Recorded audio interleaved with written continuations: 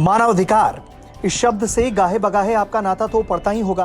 भारत तक पर आप देखते होंगे कि कैसे एक धड़ा सैन्य कार्रवाई के विरोध के लिए मानवाधिकारों का चोला ओढ़ लेता है। अब इसी खेल पर पीएम मोदी का सब्र जवाब दे गया, तो सुनिए उन्होंने क्या कहा। मानव अधिकारों से जुड़ा एक और पक्ष है जिसकी चर्चा मैं आज करना चाहता हूं। हाल के वर्षों में मानव अधिकार की व्याख्या कुछ लोग अपने अपने तरीके से अपने अपने हितों को देखकर करने लगे हैं। एक ही प्रकार की किसी घटना में कुछ लोगों को मानव अधिकार का हनन दिखता है और वैसी ही किसी दूसरी घटना में इन्हीं लोगों को मानव अधिकार का हनन नहीं दिखता। इस प्रकार की मानसिकता भी मानव अधिकार को बहुत ज्यादा नुकसान पहुंचाती है।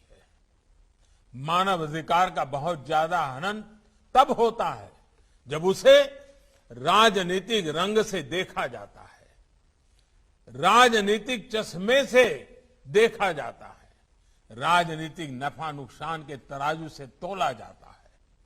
इस तरह का सिलेक्टिव व्यवहार लोकतंत्र के लिए भी उतना ही नुकसानदायक।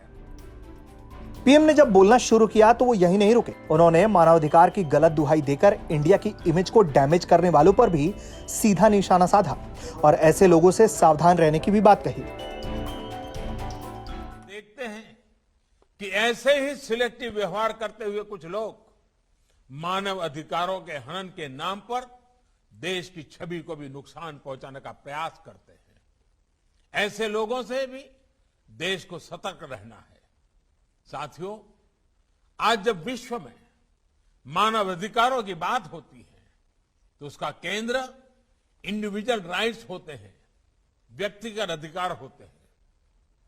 ये होना भी चाहिए क्योंकि व्यक्ति से ही समाज का निर्माण होता है और समाज से ही राष्ट्र बनते हैं।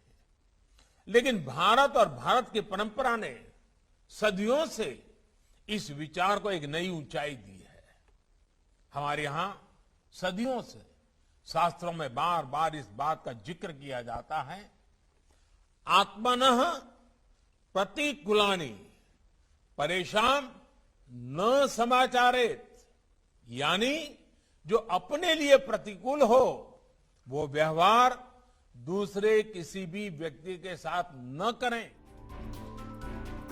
पीएम नरेंद्र मोदी राष्ट्रीय मानवाधिकार आयोग के 28वें स्थापना दिवस पर आयोजित कार्यक्रम को संबोधित कर रहे थे। इस कार्यक्रम में अमित शाह भी शामिल हुए थे। पीएम ने जिस एजेंडा का जिक्र किया उसका वाकई में भारत प्रत्यक्षदर्शी रहा है। जब पत्थरबाजों के लिए दुहाई दी जाती थी और आतंकी हमलों और पत्थरबाजी में घायल होने वाले सैनिकों का कोई मानवाधिकार होता नहीं था।